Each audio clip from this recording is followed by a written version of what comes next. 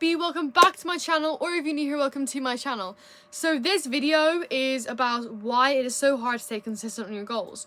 So you start strong, you're motivated, you tell yourself this time will be different. But a few weeks later, you slow down, you skip a day, you lose focus. And suddenly the goal feels impossible. Why does this happen? Why is it so hard to stay consistent, even when you want it so badly? Today we're breaking down the psychology behind inconsistency and how to finally beat it. So consistency isn't about motivation. It's about identity, emotion, and energy management. Psychologists say that the human brain is wired for short-term comfort, not long-term discipline. When you set a goal, whether it's fitness, study, or business, your brain sees it as a threat to comfort.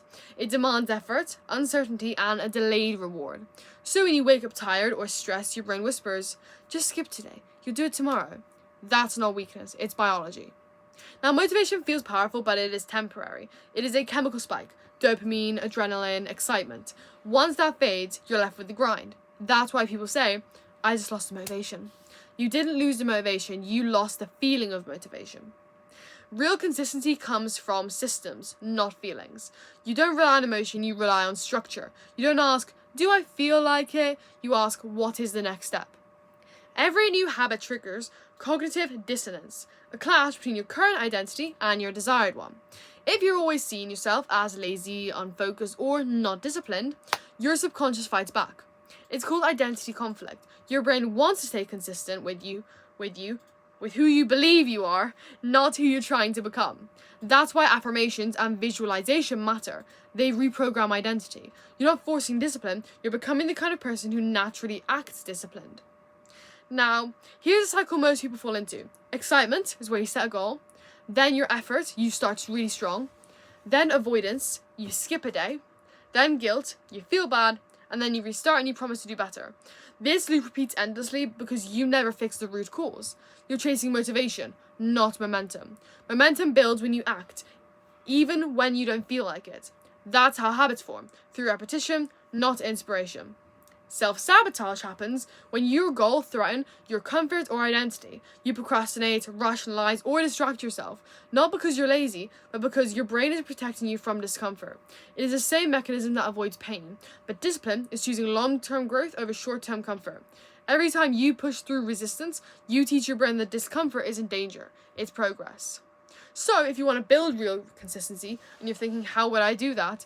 First step is focus on identity, not outcome. Don't say, I want to lose weight. Say, I'm the kind of person who trains daily.